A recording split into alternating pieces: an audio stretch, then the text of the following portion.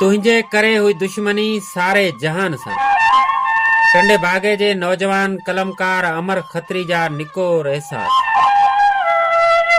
महबूब साईं कुछ सोच, तुंहिंजे करे मूं सॼी दुनिया खे ठुकराए छॾियो।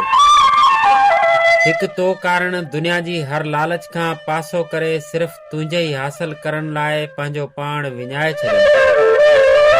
ऐं मूंखे कहिड़ी ख़बर त तूं मूंखे ईअं अकेलो करे वीराननि में छॾे वेंदे ऐं पंहिंजे मनपसंद सां वञी ज़िंदगी ख़ुशि गुज़ारींदे।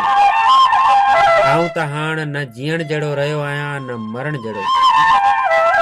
ऐं हाणे मूंखे जेको ॾिसे थो सो खिले थो ऐं चवे थो त केॾांहुं वियो तुंहिंजो जाने मन, ऐं जंहिं ते तूं नाज़ कंदो हुएं।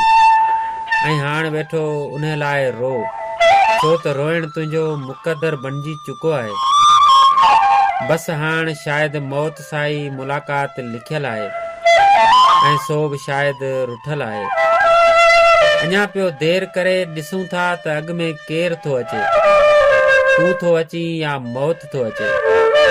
हाणे पंहिंजो मिलणु ज़रूरी आहे, वरना ही ज़िंदगी अधूरी आहे, वरना ही ज़िंदगी अधूरी आहे।